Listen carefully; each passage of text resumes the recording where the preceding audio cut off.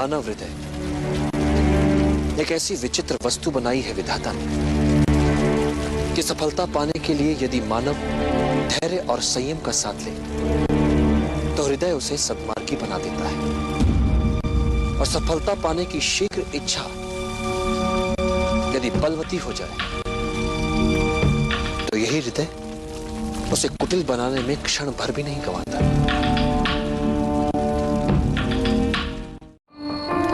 एक नायक, एक आदर्श सेनापति जब इस बात से संतुष्ट हो जाए कि इसी मार्ग पर चलकर उसे विजय मिलेगी, यही मार्ग उसे सफलता की ओर ले जाएगा, तो फिर उसे दृढ़ता के साथ अपने निर्णय पर टिकना चाहिए। फिर वो मार्ग चाहे कितना ही ध्रुव क्यों ना हो, संकट भरा क्यों ना हो, फिर ये सारी शंकाएं एक आदर्श सेनापति के लिए अर्थहीन हो जानी चाहिए। सृष्टि का नियम, जिस तरह के विचार हम अस्तित्व को संप्रेषित करते हैं, उसी तरह की ऊर्जा अस्तित्व द्वारा हम तक पहुंचती है। याद रहे, विचारों का सकारात्मक होना अनिवार्य है, तभी राह सरल और सुगम होती चली जाती है। पेड़ों को जानकर हम धैर्य का अर्थ समझते हैं, घास को जानकर हम बने रहने का हट समझ पाते हैं। प्रकृति में हर वस्तु के होने का एक अनूठा कारण होता है। यदि तुम इन सब की विशेषताओं को जानते हो तो तुम सदैव शत्रु से एक हाथ आगे रहते हो। अब मैं एक व्यक्ति नहीं, अब एक विचार बन चुका हूं। विचार जो जनहित का विचार है, विचार जो न्याय का विचार है, विचार जो किसी भी राजा को अपनी जनता के प्रति उत्तरदायी बनाने का विचार है।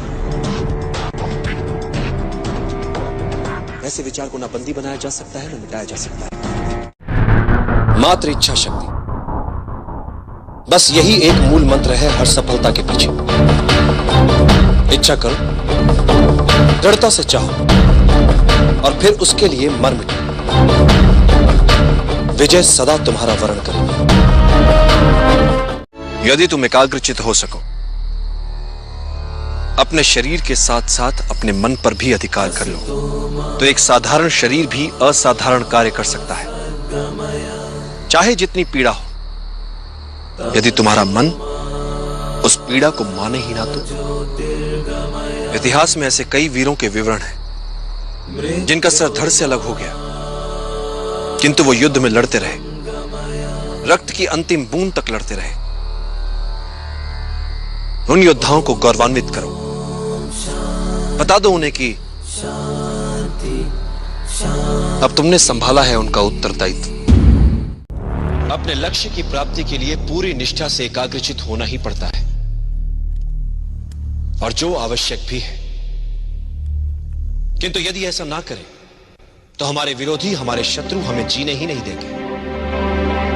फिर भी कभी कभी जब हमें कोई हमारी पूरी सावधानी बरतने के पश्चात भी चकित कर देता है तो अच्छा लगता है।